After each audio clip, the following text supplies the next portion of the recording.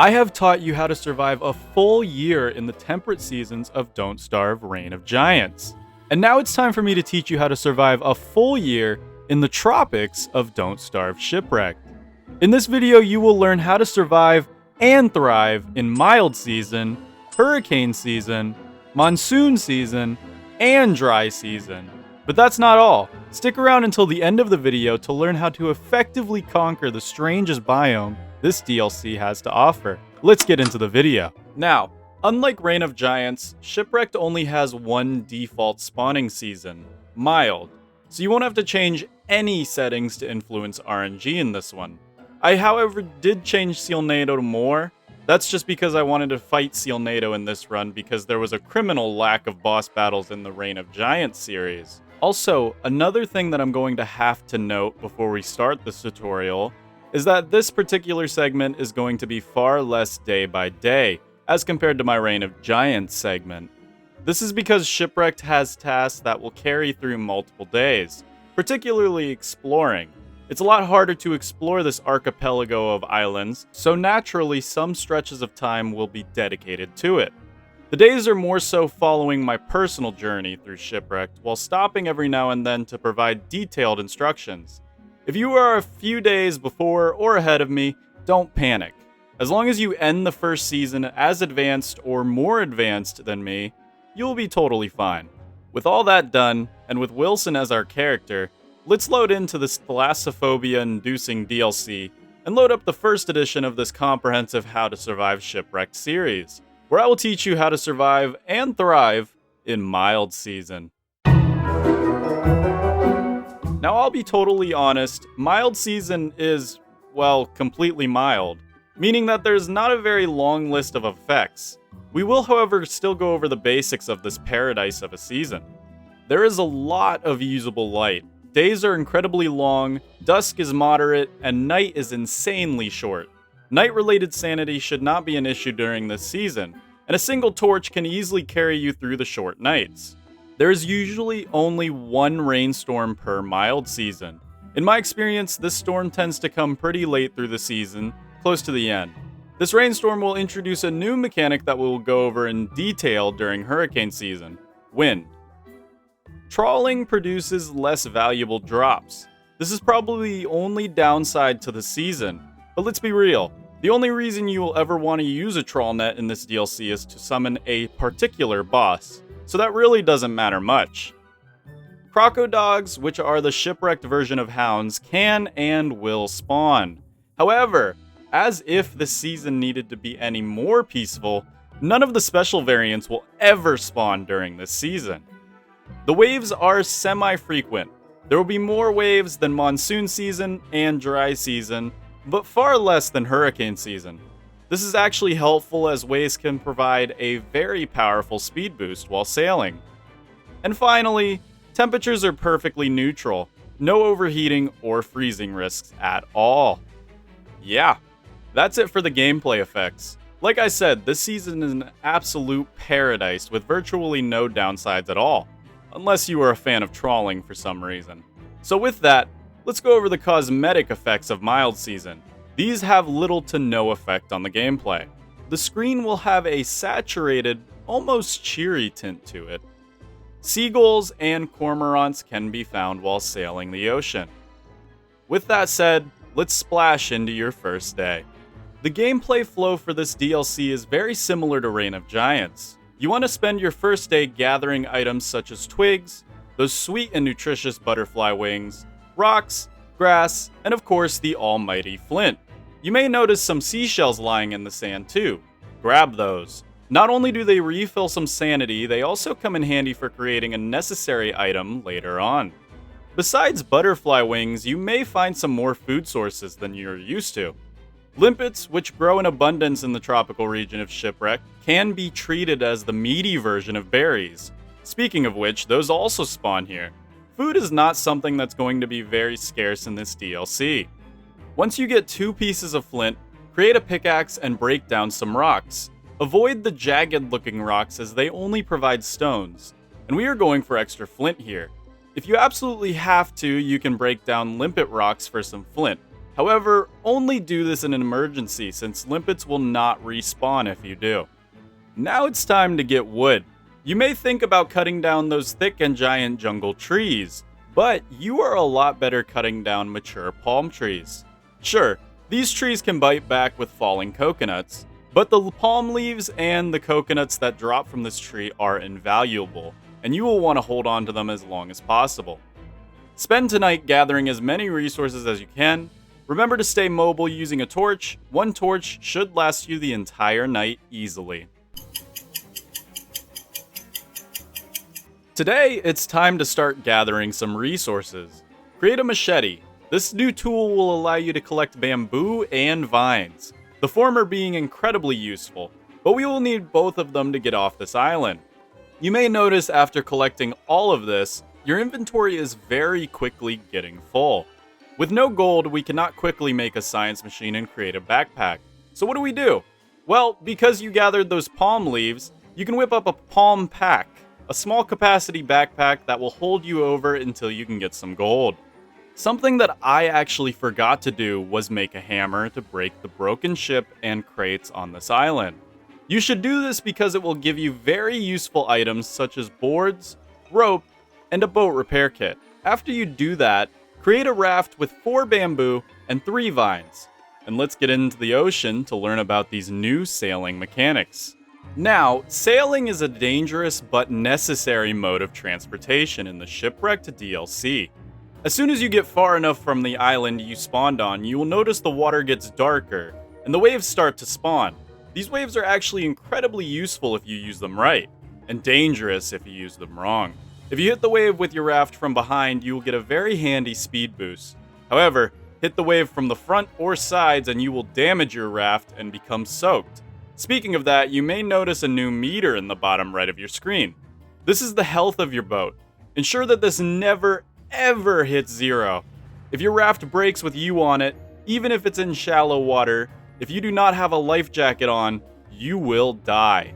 None of the Don't Starve characters know how to swim, it seems.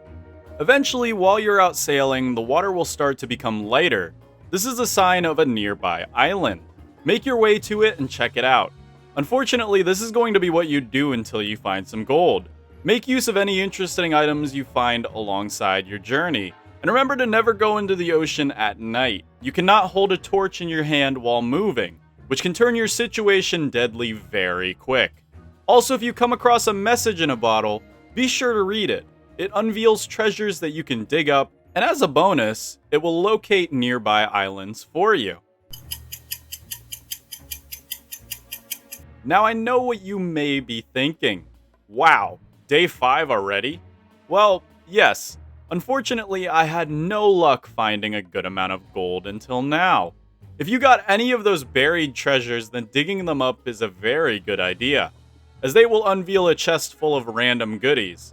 Treasure is almost always a good thing.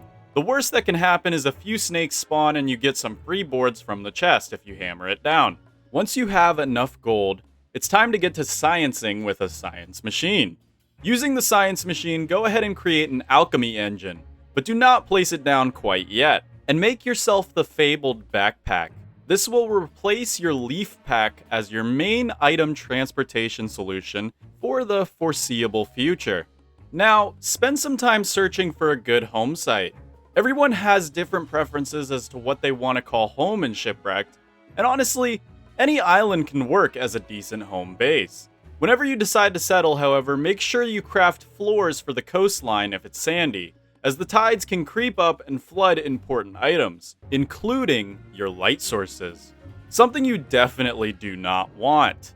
You also may come across a suspicious looking fish bone during your exploration. I unfortunately did not come across this at all during this run, but this will summon the Shipwrecked equivalent of our favorite mobile chest, Chester, a pelican named Packham Baggins.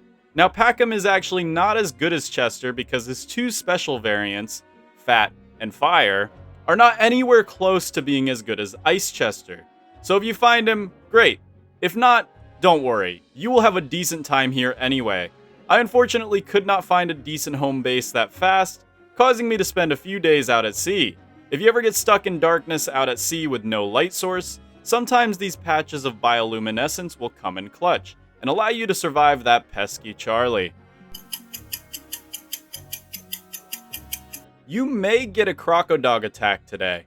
These guys are hounds, but all-terrain, essentially, and can be kited with some ease. Just be sure to never fight them out in the ocean until you get yourself a faster boat. They can swim and will quickly sink your poor little raft. The best way to fight them for now is on land, using a 1-2 kiting pattern and baiting out their hits. With a little technique, you can come out unscathed. I believe in you. Another huge time skip, but again, I was far less lucky in this run compared to my Reign of Giants run. You have hopefully found your base spot by now. My preferred base spot is near these critters, since they are basically a great free light source early game. Just be careful as they can catch items on fire. An extra bonus points if you have a good source of meat nearby. My meat of choice was tall birds, although don't worry about seeking these guys out too hard, because even monster meat will work.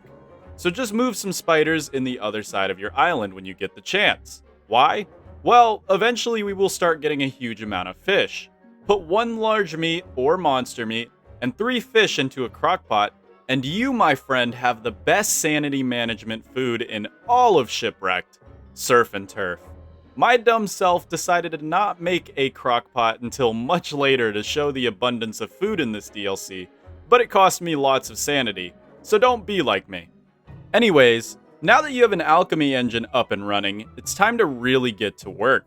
Collect enough wood to create 6 boards, enough grass to make 3 ropes, and then, with those 6 boards, 3 rope, and 10 seashells, make yourself an armored boat. This is arguably the best boat in all of Shipwrecked. It has decent health and decent speed. This will be your daily use boat for the rest of this DLC. Now, how do we utilize this boat to its fullest? Well, with 2 cloth, which is crafted with bamboo, 2 rope, and 2 bamboo, you can make a cloth sail. This sail will increase your sailing speed tremendously. You can also craft a boat torch with some twigs and a torch. This is a neat way to refresh any torches that you have that are nearly 0%. Tonight also marks a full moon. There are not a lot of special things about a full moon in Shipwrecked. However, waves become more common and giant waves that can't be used as speed boosts will appear. Avoid these large waves as much as possible. Once you feel ready enough, grab your boat repair kit and craft yourself some trawl nets using bamboo and rope. Make at least 2, or if you are some kind of rich person, make 3 to get the best chance. Now, I already mocked trawling in the intro to Mild Season, so why am I now telling you to make them? It's boss fight time. While trawling in deep waters, there is a chance that suddenly, Quacken will appear. Now, Quacken looks incredibly intimidating. Tentacles everywhere, huge waves splashing, but luckily for you, my friend, Quacken has one huge weakness that makes her the weakest boss in all of Don't Starve. All you have to do is use your map to locate the head, make a beeline for the head, and attack it until she disappears. Continue doing this 4 times and boom! You have officially killed your first boss. Now this boss battle will leave you soaked and your boat damaged from the waves, but using your boat repair kit you can fix that damage easily, and the wetness can be fixed with a small pit stop by a fire. There is a good reason we killed Quacken this fast. Quacken drops probably the best starter kit in the entire game. You will get a Thulsite crown, which is one of the best armor helmets in the game, an obsidian chestplate, which while not incredibly useful is still better than a log suit, a Quacken beak, which will come in handy further down the line, a volcano staff, and 3 other useful randomized drops. Think this is good for such an easy boss kill? Well, Quacken also drops a booty bag, an upgraded backpack that has the same storage as a normal backpack, but drops gold doubloons every few days. Literally just an upgrade. You may notice that I'm wearing a particularly drippy hat. Well, you should too. Using some of that snakeskin you got from your skirmishes with snakes on the island, if you had skirmishes with them, if not, go beat some snakes up, you can make a snakeskin hat. This hat does not provide 100% wetness protection, which is why I did not mention building it before the Quacken fight. You will become soaked during that fight regardless. But it provides something even more important: electric protection. This obviously will become huge during hurricane season, but it's actually helpful here too. Normally, when you attack an innocent little jellyfish, you will be met with a painful shock that takes away 5 of your health. Do the same thing while you're wearing a snakeskin hat, however, and you can cut down as many jellyfish as you please. This is an amazing food source when cooked, and I actually do encourage you to slay as many of these oceanic puffballs as you can, because you want the sea police, more commonly known as floaty boaty knights, to investigate your shenanigans. These are the shipwrecked equivalent of chess pieces, and much like them, they drop gears. They are, however, way easier to beat. Just get close and hit them repeatedly. This is because they only have a ranged attack. I actually get very, very unlucky and am forced to go gearless for a majority of my entire playthrough. But if you get gears, just remember to get yourself an icebox, and then save the rest for something important later on. Hurricane season is fast approaching, and luckily your snakeskin hat is really all you will need for this all bark, no bite season that's coming up. But there are still a few things we can do to prepare. You see, hurricanes come with a lot of wind, which can not only blow items around, making chests actually useful for more than just organization, but it can put regular fire pits and campfires out. So how do we cook food? Well, head over to a nearby coral reef and get to ruining that biodiversity. Don't worry though, because unlike real life, this coral is not sensitive to your human ways and will grow back in record time. You're going to want a lot of this stuff because it's very useful. I also decided to relocate some plants to my main island. I did not do this during the Reign of Giants segment because resources are abundant and easy to travel to. In Shipwrecked, however, you can quite literally be an island away from the nearest grass or twigs. So go ahead and dig it up and bring it home if your island does not have enough. If you decide to bring grass to your home island, it will need fertilization after relocation. I personally like to use rot to do this. By now you should have some food that has converted into rot as well. Saplings do not require this luxury, however, and will begin producing twigs for you with no help. You may run into a dumb-looking bird called a doi-doi on your travels. These guys are an interesting thing.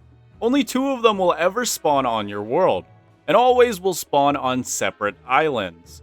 If you manage to find both and kidnap them to bring them to an island together, you can repopulate this near-extinct species. A fun side quest, but one that's not crazy useful. Their feathers can make some interesting tools, but nothing game-changing in my opinion. Anyways, it's time for Silk. We're going to use the same method as Reign of Giants with traps, and in fact, this method is more crucial for Shipwrecked, as spider warriors are venomous in this DLC. Now you may be thinking, whoa, venomous? Yes, venom and poison is a new feature introduced in the Shipwrecked DLC, and it can be transferred to you in a myriad of ways, spider warriors being one of them. Becoming envenomated or poisoned will cause you to lose health and sanity over time, and your only options after that are to attempt to wait it out, although that could be very lethal, or use a venom sac or anti-venom to cure your ailment, although the former will cause you to lose significant amounts of health, specifically 75. It's best to avoid this ailment altogether if you can, so never, and I mean ever, hit a spider near its nest. Now, using a shovel, head to those sand piles you probably found while island hopping. Use that shovel to scoop yourself up some sand. After this, all you need to get is bamboo. I promise your scavenger hunt is almost over. Using that silk, some rope, and those coconuts you hopefully collected early on, we are going to make ourselves the most overpowered food structure in Shipwrecked, the fish farm. Now you may notice it looks empty when you first make it. Well, to populate it, you may have noticed that cormorants, which are the blackbirds that are sometimes found in the ocean, will drop roe. Using that roe, we can populate a fish farm. Now we have an almost infinite source of fish. And to make it even better, you have a chance to get 3 special fish that provide interesting buffs when consumed.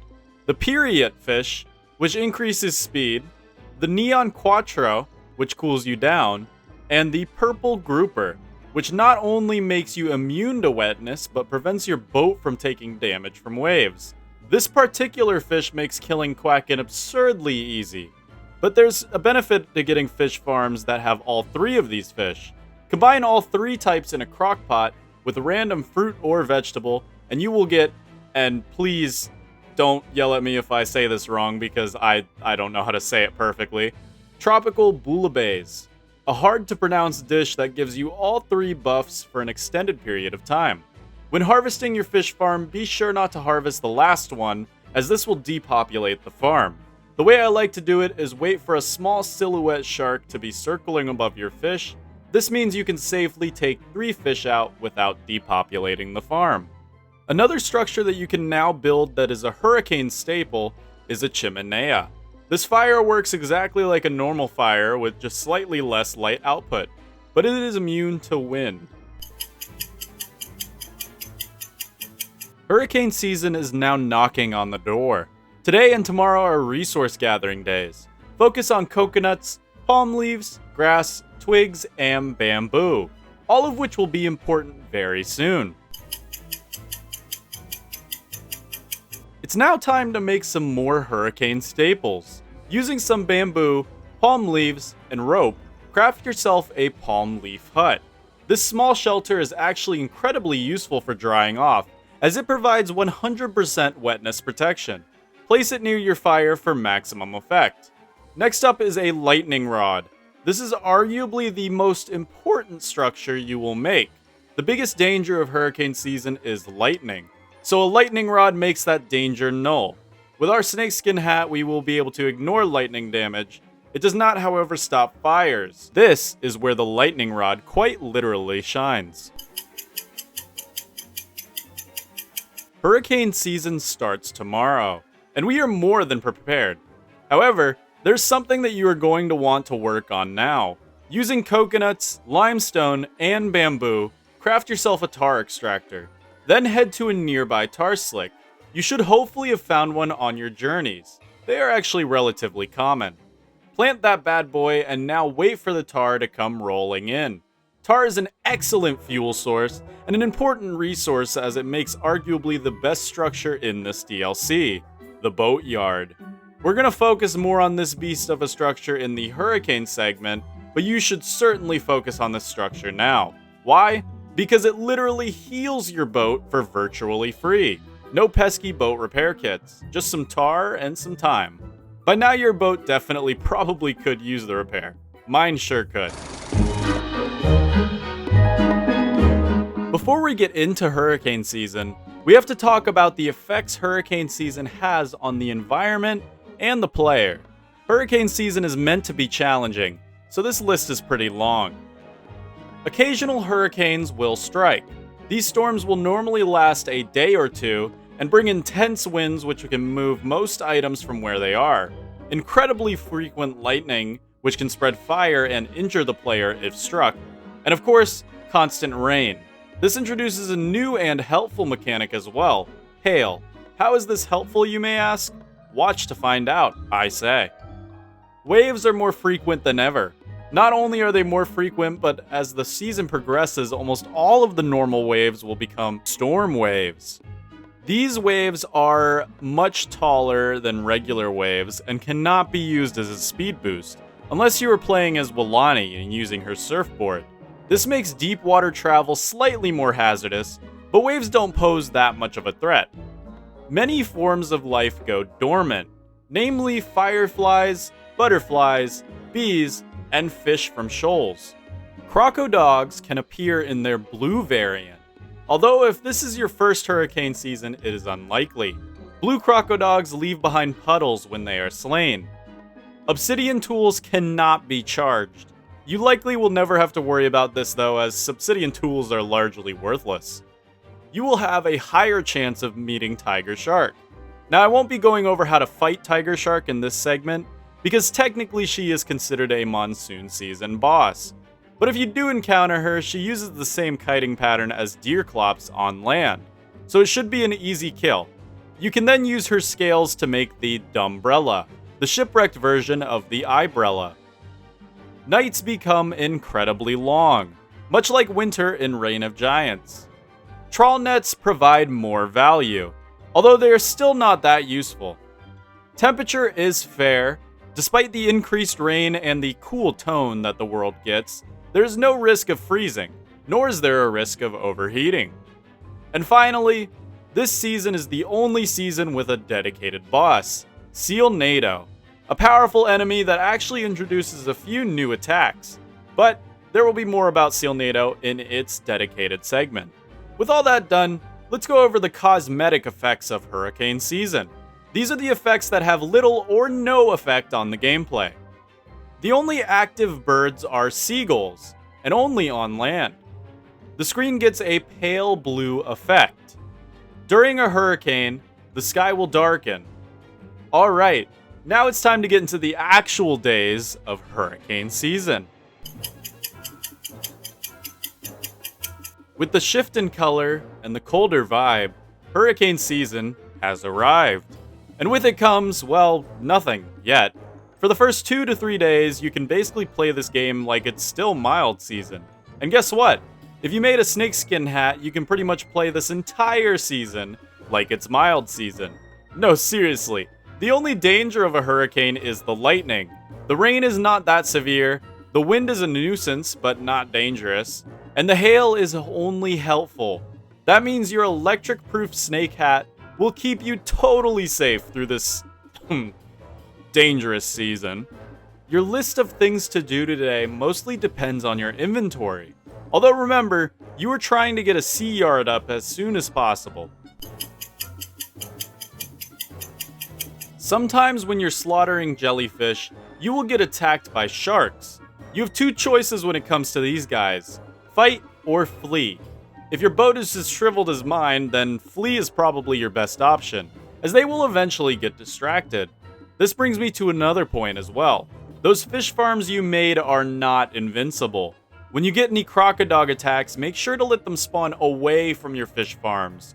Crocodogs are the only enemies I believe in the game that can plunder your fish farms and absolutely ruin your day, especially if it's the all-powerful purple grouper they are plundering.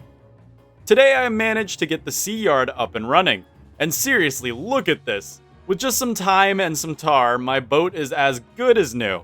So much cheaper than stingers, boards, and rope. Once you have one of these set up, ocean exploration is now easy mode.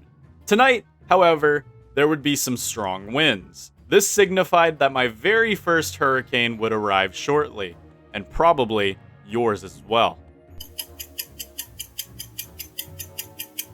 The first hurricane is here for me, and chances are it is for you too. So what will you do about it? Simply wear your snakeskin hat and ignore it. I spent today taking down jellyfish in an attempt to get some floaty boaty knights to spawn. I would suggest you do the same. Hopefully you have more luck than I did, however. If you do manage to get gears, ensure that you set some aside for a special project at the end of hurricane season. The first hurricane is in full effect today. Again, you will be totally fine. Despite its intimidating nature, you may notice with my snakeskin hat, I am gaining little to no wetness, meaning even sanity won't be an issue for you. It is for me though, because I was being dumb and living off of only jellyfish and cooked meat. You should be making that sweet, glorious surf and turf for the easy sanity management. Congratulations! You most likely have survived your first hurricane by now. Now you will have a brief intermission before your next hurricane. They have to increase in intensity as the season goes on, right? Nope. Hurricanes are the same every time, but the waves certainly aren't. By now you may have noticed that more and more waves are becoming large waves. By the end of the season, all of the waves will be large, making ocean travel treacherous, but still manageable. You may have noticed that I have a fancy looking sword. Well, sometimes in the deep ocean waters you can come across a swordfish. If you manage to take the fish down with its simple 2-hit kiting pattern, You can bring its carcass home, and using some gold and twigs, you can make yourself the best weapon in the entire game, the Cutlass Supreme. Using a trawl net, you can very quickly get yourself some of that bioluminescence that you probably have seen in the ocean. You can also use a bug net, but that takes precious silk. Bring some of those bad boys home, and with a bottle, 4 bamboo, and 2 bioluminescence, you can make yourself the buoy. An infinite light source that will pretty much make your fire obsolete for everything, including cooking if you have a crock pot, which you should. You may come across these rainbow jellies during your travels. These guys are amazing for 3 reasons. Number 1 is that they won't sting you if you attack them, so you can safely grab and eat them without wearing your snakeskin hat. Number 2 is that when eaten raw, they will cause you to glow. Stock up on enough of these guys and torches will be essentially useless. And finally, number 3 is that these guys are actually connected with the volcano. If you ever need to find the volcano, then you can depend on these guys. They spawn near the volcano during a full moon and start to migrate towards the center of the map. So if you find a large cluster of them moving towards the center, head the opposite way and you might find the volcano. Unfortunately, this is not a foolproof plan to actually find the volcano, as sometimes they spawn in weird and wacky places. The volcano is also a very intimidating place, and it deserves its own segment, so we will go over it when the time comes. Continue, well, surviving. By now you have almost every stat covered. Food being the easiest, as you can rely on either surf and turf, or in a pinch, jellyfish, which are everywhere. Health is fixed by simply not getting hit, or using spider glands.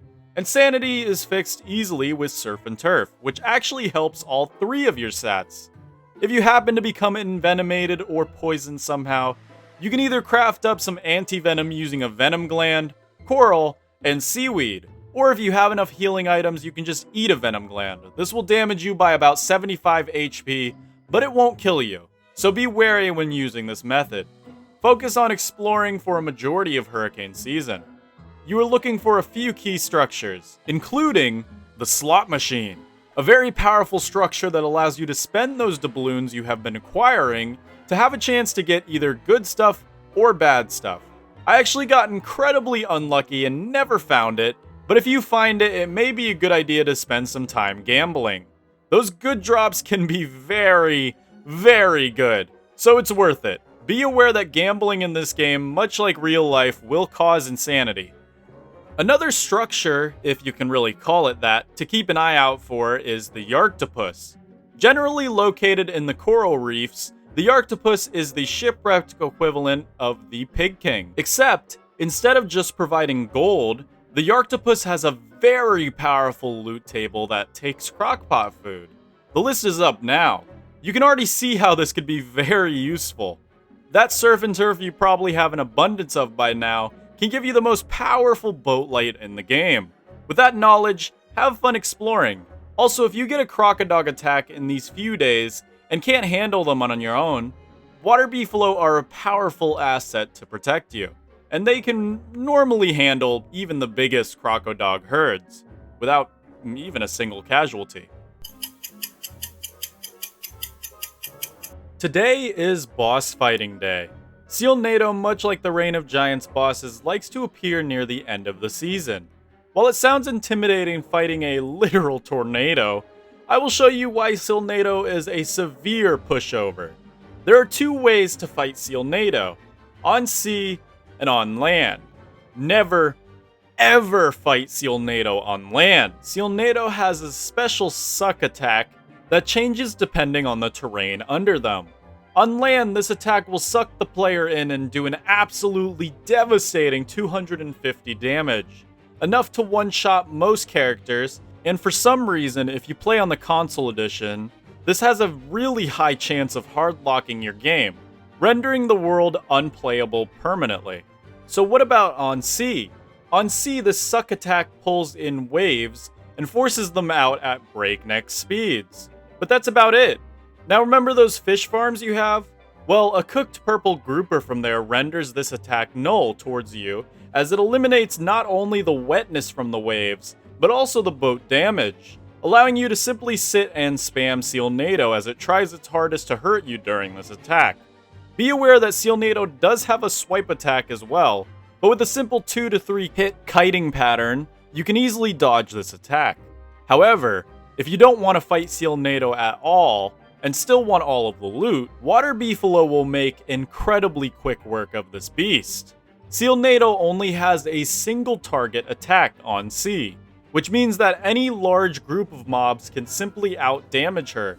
And in my case, the Beefalo won the battle with absolutely no casualties, while a Crocodog attack was happening too. Once the Twister form of Sealnado has been defeated, you are left with a choice. The cute, semi-innocent seal will be left behind. You can choose to slaughter the seal for a net profit of 4 meat and an instant Krampus spawn, or leave the seal alive and be able to sleep knowing you didn't just commit an atrocity.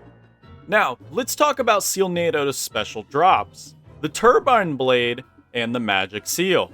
The Turbine Blade drops immediately upon Sealnado's defeat, and the Magic Seal will be available upon slaying the baby seal, or if you were not a monster and let the seal live, then after leaving and returning, the Magic Seal will be left for you. This is even more reason to keep the seal alive. I mean, come on, it even gifts you the Magic Seal for not killing it. I mean, look at those eyes, man. How could you ever do that? Just never watch this video. Anyways, the Turbine Blade is the real star of the show here. Using some gears and electrical doodads, you can convert this thing into the best sail in the game. I say sail like that because it's not really a sail, despite being classified as one. It's actually just straight up a propeller. It has near instant acceleration and immense speed. Once you create this amazing item, you will never, ever want to go back to a sail. So you can repair it with gears so that it never breaks. What about the Magic Seal? The Magic Seal is an interesting item that I actually never use.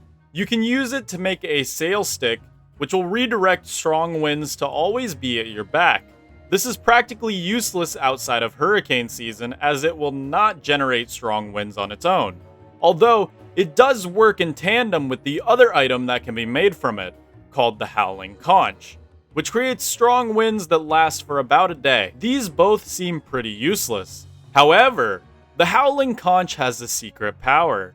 If you have a Reign of Giants world connected to your Shipwrecked world, if you use the Howling Conch in Reign of Giants, it will immediately start raining. This seems useless as well, but during summer it can make the game essentially easy mode, thanks to rain stopping spontaneous combustion and overheating. Although, the much more renewable and easier to craft dripple pipes may be better for this effect. It's time to fully prepare for the most annoying season in the game. You see, Monsoon Season will render land practically unusable, so we need to move our base out into the ocean. Using limestone, tar, electrical doodads, and sand, you can make a buoyant chimenea, which is a floating campfire essentially, and a sea lab, which is a floating alchemy engine. These may seem useless, but I promise you that you will thank me soon. I finally got some floaty boaty knights today, so I can finally show you how to defeat them. Yeah, it's this easy. Now with those gears, you can begin preparing a coastal area that's easy to wall off for your icebox. You should also make another crock pot to go there as well. What we will be doing is making a small perimeter of sandbags to protect the crock pot and icebox from the flooding that is soon to come. Before we jump back into the gameplay, let's go over the effects Monsoon Season has on you as the character and the environment. Monsoons will occur, although they won't be until much later in the season. In fact, the first 10 or so days can pretty much be considered mild season. But when monsoons occur, boy do they suck. Not only do they bring torrential downpours that can soak you even through that snakeskin hat, they also bring with them a new, very annoying mechanic, flooding. During the first rain, random puddles will spawn. These puddles will spread every time it rains. It is possible to combat flooding with turf and sandbags, but personally I find moving into the ocean for the second half of the season much easier. I will explain puddles in depth when they begin to appear.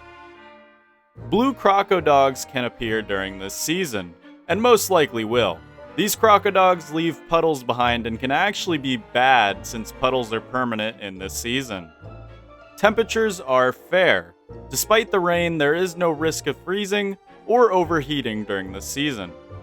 Much like Spring and Reign of Giants, enemies get a strange memory buff during this season, and will chase you for much longer and see you from farther away.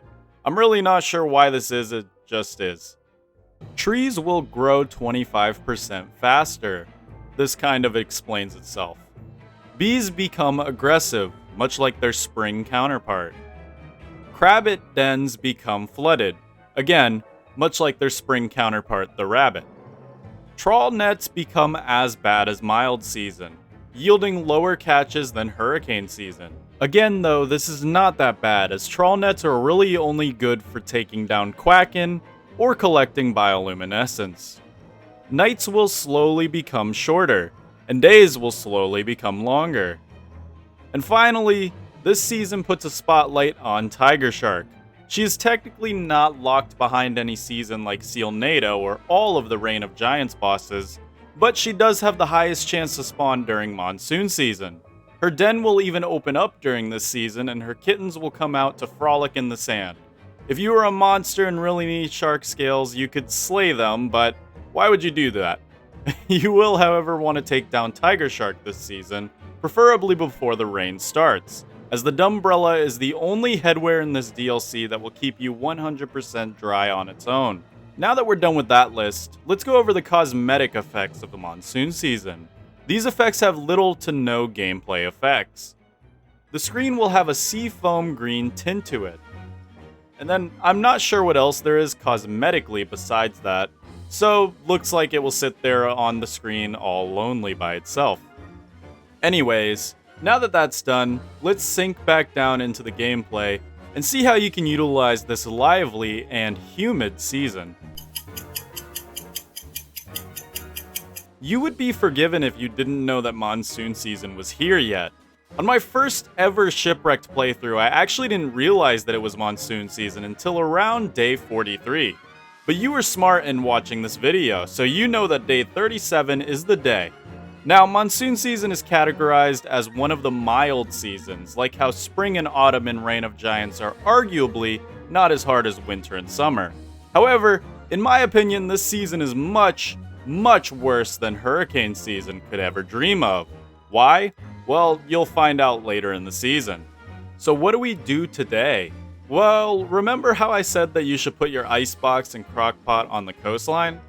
Now we're going to protect it. Dig up some sand and harvest some bamboo because it's sandbag time. Using some bamboo, craft up some cloth. Then using cloth and sand, create some sandbags. These are the only walls in the entire game that block flooding. What you're going to do is wall off your icebox and crockpot. For added protection, you should also add some custom flooring to the coastline. This will ensure that RNG does not decide to spawn a puddle in the middle of your coastal safe haven. Why do we need to do this? When the floods start, any machine that happens to get surrounded by water will be rendered useless. This includes science machines, campfires, iceboxes, and crockpots. The last two being the most important, as they don't have sea-bound variants. So we are ensuring that we have a way to cook food and store food once the floods come. Once you've walled off your area, you should be able to attack one of the sandbags until it breaks. This should still block water from getting in. At least it did for me. Or if you don't want to risk it, then simply make your coastal area big enough to comfortably dock your boat on. Mine was far too small to have this luxury, however. Next up, we're going to increase our tar manufacturing ability. Remember that Quacken beak you got? Well, using gears, electrical doodads, and the aforementioned beak, you can make yourself a quackering drill. Take this drill out to the closest medium depth water and plant it down. This will spawn a tar field. Then all you have to do is pop a tar extractor on it, and boom, more tar closer to home. Speaking of quacking, it's been a while since you fought that beast, so today is a good day to do it again. A tip for summoning Quacken is that any item collected by a trawl net has a chance to summon Quacken, as long as it's in a deep area. So if you find a patch of bioluminescence, that is perfect, as more buoys is great. Or you can simply drop items in front of you and trawl over it. The fight should be infinitely easier now that you have better supplies. Using a Cutlass Supreme, you can take Quacken down much faster. You can also use the other beak to create another tar slick for increased tar production. Today I had an encounter with Tiger Shark, so I will show you how to defeat this intimidating looking beast. We are certainly going to want those gills before the rain comes anyway. Now, unlike Sealnado, Tiger Shark is best fought on land. With a 3-hit kiting pattern, you should get Tiger Shark down super simple. The reason you don't want to fight Tiger Shark on water is that she is much less likely to use her jump attack on land, and she produces waves when in the water. There is a chance she will try to flee when she gets low on health, but most of the time she bugs out and will re-aggro on you like she did here. If not, you can either chase her down or head to her den where she is guaranteed to fight you again with the same health. Once you get those scales, making the Dumbrella is something that you should be planning. Using an umbrella, a straw hat, and 2 shark gills, you will make yourself a fancy hat umbrella. This will replace the eyebrella from Reign of Giants, and you will be glad you have it in a few days. Now what is there to do? Well, if you have any side tasks now's the time to do them. Reunite the Doidois, go gambling to get your walking cane, or amass more fish farms. Just make sure you stay as productive as possible. By today, the rain will have started. You may be wondering, why am I using the snakeskin hat? And yeah, it's because I forgot to make the Dumbrella. You, however, are smart and most likely did. Okay, so let's talk about why monsoons suck. The rain is going to last pretty much forever, or at least it will feel like it. And the puddles, man, they are terrible. So we already went over the fact that they render certain machinery inoperable. They also slow you down, quickly raise your wetness if you don't have 100% resistance, and spawn venomous mosquitoes. That's right. These guys are going to torment you all the way up until dry season comes to slurp the puddles away. One hit from these guys without a seashell suit is guaranteed envenomation. So stocking up on anti-venom or venom glands is a must. Luckily, these little bugs not only have a chance to drop that gland, but they also drop the yellow mosquito sac, a powerful healing item. If you manage to hit them first, then just keep hitting them until they perish. They can be fully stun locked. By now, most of the islands will be just puddles at this point. And that means dry season is just around the corner. So it's time to start preparing your dry season base. Now, I absolutely recommend starting a small base nowhere near your home island, and preferably on an island that's mostly beach. There's a few things you're going to want structure-wise. A siesta lean-to skip those hot, dry days, an icebox, and a crock pot.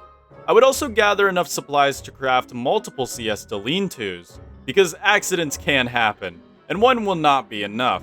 3 is the safe number. Next, you're going to want to clear all of the flammable objects off of the islands. Saplings, grass, all of it. Just relocate it back home to be safe. Trust me on this. Now, today was going to be a skip day, since I had no real tips to give. However, I had a pretty funny encounter with Tiger Shark that I wanted to share, so enjoy. Ready? I cook and eat the bluefish. Ah! What the hell? My house! My house! My house! How dare you? This is my home. Oh crap. This is my house, bro. Ah! Oh. He just assaulted my house. The final day before dry season is here. Today should be focused purely on preparation. Although the volcano will not be active for the first few days, the heat surely will. Luckily, that umbrella you made isn't just good for rain. It also keeps the sun off your poor sensitive scalp. Although I would suggest also gathering some niter to make some temporary endothermic campfires, the non-permanent ones. This will help you immensely when the volcano decides to erupt. Now, there's going to be two different ways to survive dry season, and we're going to choose the hard way purposely. If you have found the volcano, it's actually better to consistently appease it to avoid volcanic eruptions. We, however, will be going through dry season with no appeasement, which means the volcano will use all of its wrath against us. And if you haven't found the volcano, then the dry segment will hopefully help you survive it. Before we can jump back into the gameplay, let's go over the effects that dry season has on the character and the environment. Puddles will dry up, but not until the day after. This is because it will take some time for the temperature to rise. Speaking of temperature, this is the first and only season in Shipwrecked that has dangerous temperature. It will be very hot, but not as hot as summer in the Reign of Giants, believe it or not. The volcano will become active. This is arguably the main danger of dry season. Volcanic eruptions are incredibly dangerous and only get worse as the season progresses. We will go into this feature in depth during its dedicated segment. Yellow crocodogs join in on the crocodog attacks. These are by far the deadliest of the crocodogs as they are venomous. Either only fight these guys with a seashell suit on, or let other things take care of them. Plants will wither. Much like Summer and Reign of Giants, plants in Shipwrecked will wither when the heat gets high enough. Although, unlike Summer, not all plants will be withered near the end. Waves are at an all-time low during this season. And finally, the trawl net will provide a large amount of loot during this season, with the added ability of providing obsidian, a material that we will have to go over in depth in the volcano segment. Now, let's go over the cosmetic effects of dry season. These are effects that have little to no gameplay effect. The screen takes on a very saturated pale red tint. Much like Summer in Reign of Giants, all audio will sound distorted and hot. This can prove dangerous during the volcanic eruptions due to a need for audio cues. Finally, let's get back into the gameplay and see how you can survive this hellish season. You are finally getting close to surviving a full year, but there's one obstacle standing in your way now, one of the hardest seasons in the game. But luckily, the first 3 or so days of dry season will be pretty mild. Spend these days preparing. If you have the volcano, you can head to it and appease it to get rid of the main danger of the season. If not, prepare to follow along. Also, the heat won't be too much of a danger. If you start to get hot, then alternating thermal stones in a fridge is a great way to keep cool. Most of the time, however, a dumbrella will be enough to keep cool. Now, it is different for most people, but today my first warning hit. Volcanic eruptions come in warning phases. You get 3 warning rumbles, each with increasing intensity. After the 3rd warning, the next warning will be replaced by a volcanic eruption. Grab some armor and stack it up, because it's time for your first eruption. Now, luckily, the first eruption is not actually that bad. It will consist of a few falling dragoon eggs, followed by ash that will cover the screen, blinding you for a majority of the day. Now, these falling dragoon eggs deal a massive amount of damage. However, if you wear a body piece and a headpiece thanks to single-player Don't Starve's armor stacking mechanic, you can easily survive a few hits. Just be careful to stay away from the magma pools left behind, as they will rapidly heat you up. You may notice some eggs land without breaking. You'll want to find some way to destroy these, or else dragoons will hatch from them. Now, dragoons aren't dangerous on their own, but they can very quickly populate your volcano survival island if you don't keep the eggs in check. And trust me, you don't want to have to dodge falling dragoon eggs and fully grown dragoons. Also, don't feel too intimidated by the falling dragoon eggs. They are incredibly damaging, that's true, and can absolutely destroy almost anything on the island. But in order to damage you, you must take a direct hit. The shockwave will not hurt you. Be careful not to be too close to your boat, however, as the shockwave can and will destroy any boats on shore. I learned this the hard way near the end. Now that you've experienced your first eruption, you are pretty much ready to ride out this rough season. There is no seasonal boss to prepare for. Tiger Shark is relatively dormant during this season, and you already know the drill with the heat as you probably already experienced it in Reign of Giants. If not, then a few ways to easily manage heat is thermal stone swapping from a fridge, shade from a tree, and your umbrella, or an endothermic campfire / fire pit. Just keep moving throughout the days, and if you have access to the volcano, you can actually get rid of the dragoon egg bombardments altogether, with a few altar of sacrifice deals. The list of appeasements are on screen now. You can even live on the volcano relatively easy. Dragoons provide monster meat, which can be converted into eggs with a bird cage, which can appease the volcano and keep you fed. It's a win-win. Either way, ensure that you utilize your siesta lean-to to skip the hot days. Be sure to count your warnings, however. You will thank me later. If you made it this far without using the Altar of Sacrifice, congratulations! Now you get to face the hardest part of the season. Almost every day from now until the end will be an eruption day. And not only are there more eruptions, but eruptions will last longer. In fact, they will continue even after the ash covers your screen. This can lead to a very dangerous situation where you cannot see the shadows of the falling eggs. However, my solution to this is just to stare at my character's feet. Usually you can see a shadow just in time to move out of the way. But it is entirely possible to be caught off guard. Remember that with a piece of body armor and a helmet of some kind, you can survive multiple hits if you are full health.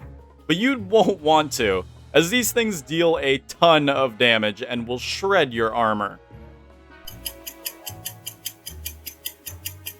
Remember when I said to keep those dragoon eggs in check? This is why. You may notice these guys are slowly beginning to overpopulate my island. This can lead to some super dangerous situations. Just remember, if you must get hit by something, a dragoon does a whole heck of a lot less damage than a falling dragoon egg. Also, do you remember when I said to count your warnings earlier? Here's what happens when you fail to count how many happen before you take your daily siesta. Now, normally this is where I would show you the final few days, congratulate you for surviving a full year, and end the segment. However, I'm going to use this time to share with you my horrific ending to dry season. This is proof that even if you think things are going okay, they can turn bad very, very quickly. I'm not gonna risk fighting these guys. That's a yellow one, yeah. That's deadly. Yellow ones are deadly. Alright. We're fine. We're fine. We're gonna be alright. Let's just go find the beefalo. What's up, guys? You wanna help me here? That would be totes magoats cool of you guys. I wish I could see anything. Yeah, I know, that doesn't sound good. Alright, good. I got the light on. Of course, it's the yellow ones that are chasing me, aka the most dangerous ones. The most dangerous ones right there. Those ones are venomous. Those ones are venomous. Just get bored of me already, dude. My goodness. You chase. You chase, man. Let's get this umbrella on so we don't get too hot. Quit your chasing, man. Get mad at something else. Can you get mad at something else, please? I don't want to deal with you. Alright, this stone is hot. We might have to deal with him soon. It looks like we're going to have to deal with him. Let's try not to get envenomated. Really? How many times can you hit? Give me venom gland. Give me venom gland. Give me venom gland. Give me venom gland. Give me venom gland! You're kidding! Uh-oh. SpaghettiOs. Uh-oh, SpaghettiOs is right. Yep, and we're on the ocean. I preferred not to do it this way. Now we did it. Now we royally messed up. Hold on. This can still be saved. The ash is coming, though. I'm not a fan of that. All right. We are on land. We are on land. That's all that matters right now. I am sacrificing all of these resources, but we just have to survive. Like, that's all that matters right now. Okay? No way. My boat. It broke my boat. It broke my boat. It broke my boat. Wait. What do I do now? What do I do? Okay. Think for a second. Raft. Yes, raft. My iron wind is gone, though. That's so sad. It's a good thing this is not a long-term world, or that would suck. Raft. Okay, we're in business. Now we just have to make it back home, where we have... Oh, man. All right, we can keep healing. This venom isn't dangerous, but it's not lethal. Well, it is lethal. It can kill you, but it's not going to kill us that fast. I can't believe it broke my boat. That is insane. Wait a minute. No. I can do this. I can make it. We're gonna be fine. There's my booty bag. I do believe I could have handled that. Oh, wow. No, not dealing with that right now. I could have certainly handled that hound attack much better. Like, that's all on me. But, like, I still survived. You gotta give me credit for that. I survived. I did it. All right. Oh, man. Throw this stone back in there. Oh, we can make surf and turf. Hello. I'm just gonna face tank him, dude. We can survive on the surf and turf. It gives us a lot of health back. Oh, no, not again. We're gonna be okay. I may be poisoned, but I believe in myself. All right, here's what we're gonna want to do. We're gonna want to, yeah, look at us. We're all poisoned and icky. Let's put that fire on max and then run away from it. So we'll stay at the edge where there's no heat. Come on, we're gonna make it, guys. We're gonna make it. We're gonna have one right in the morning. Or no, our third warning will be in the morning. Yes, you're envenomated. It's very sad. I know. Come on. We're gonna have our third warning, but we should be fine. That's bad. That's very bad. Okay, we need to go this way then, because we're going to have... Oh no. Okay, this is not what I anticipated. We just need to be ready to go.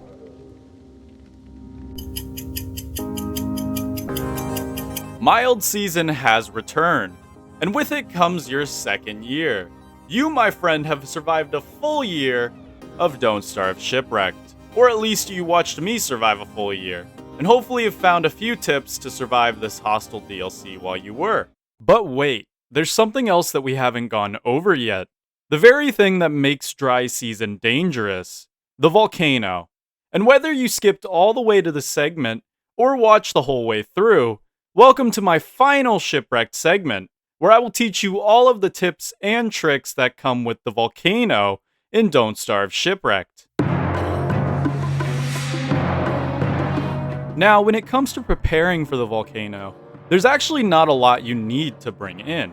The only things you absolutely have to bring with you are a good helmet, a good weapon, ashes, food, and a shovel. If you, however, want to utilize the obsidian boulders found throughout the volcano, you will need an explosive to mine them. The best thing to make for this is gunpowder. Gunpowder can be a bit tricky to make depending on your current state in the game. Also, for some reason I thought that you needed cocoa nades, so I made those. However, you do not need cocoa nades, it's just an extra step that you don't need to do. Gunpowder takes 3 ingredients to make: rotten eggs, niter, and charcoal. Rotten eggs surprisingly are the hardest part of this recipe, as you normally don't have a stash of eggs on you. Luckily, those jungle trees you likely have seen around the lush islands actually have a good chance to drop some eggs when cut down. Charcoal should be in abundance if you recently survived the dry season onslaught like I just did, and niter is very easily obtained by the normal boulders. A quick way to rot those eggs is to dump them in the ocean. Wet food spoils significantly faster, and eggs do not sink. It will, however, still take a few days, so while waiting on those eggs, go ahead and burn a stack of resources that you don't need to create ashes. These are significantly more important when going into the volcano, and you will see why soon. Now that your eggs have successfully rotted, craft up some gunpowder. Now it's time to actually go about finding the volcano. Notice those strange rainbow jellies? Well, if you find a clump large enough, then that's a surefire way to know that you are close to the volcano. In my case, rainbow jellies tend to get stuck on islands, and the side of the island they get stuck on is normally the side that the volcano tends to be on. Approaching the volcano, you will notice the camera will actually pan out to take in the beauty of this colossal natural wonder. Get close enough, and then you will be able to walk on in. Once in the volcano, there is something that you will immediately want to dig up to take home with you: coffee plants. These plants are almost essential for any long-term survival world. All you have to do is feed them some ashes if they are wilted, and dig them up. Why is coffee great, you may ask? Well, put 4 roasted coffee beans in a crock pot, and you will get a cup of coffee, which gives you a massive speed boost that lasts surprisingly long. Trust me, once you start consuming this stuff regularly, you will never want to go back to your normal speed. Another plant that you can fertilize and bring home with you is the elephant cacti. Although after fertilizing this spiky plant, you will actually need to defeat it in battle before digging it up to take home. If you get enough of these guys in a spot, you can actually have a very powerful Crocodog protection station. As a side note, wearing the cactus armor renders you immune to the elephant cactus attack. Now it's finally time to utilize that gunpowder. See those obsidian boulders laying around? Drop a gunpowder next to one, and then light it with a torch and run away. This will blow up the rock, leaving 2 to 3 pieces of obsidian behind, which will come in handy later. While searching this hostile biome, you may notice the center is actually full of lava. Be careful. Getting too close to this lava will cause instant max temperature and instant overheating. As a side note, volcanic eruptions in dry season will cause this effect all over the volcano, making this not a safe place to be during an eruption. But there is a structure that makes it useful to come here during dry season: the Altar of Sacrifice. On screen now are things you can feed this altar to appease it and delay an eruption. If you decide to bring a bird and a bird cage here, you could use the dragoons all over to get monster meat, which can be traded to a caged bird for eggs. You see where this is going. The final unique structure you will find here is the obsidian workbench, which allows you to make all of the obsidian goodies: the obsidian machete, the obsidian axe, the obsidian spear, the volcano staff, the obsidian armor, an obsidian cocoa nade, the howling conch, and the sail stick. In my opinion, all of these items are pretty bad. What you actually should be using your obsidian for is an obsidian fire pit, the best fire pit in the entire game, which can be made at an alchemy engine. And with that, I have officially taught you how to survive almost everything Shipwrecked can throw at you. If you enjoyed the video, then leaving a like, commenting something down below, and subscribing if you are not really does help my channel. Now it's your turn to conquer the world of Shipwrecked with your newfound knowledge. This has been Polarlotus, and I will see you in the next one. Bye-bye.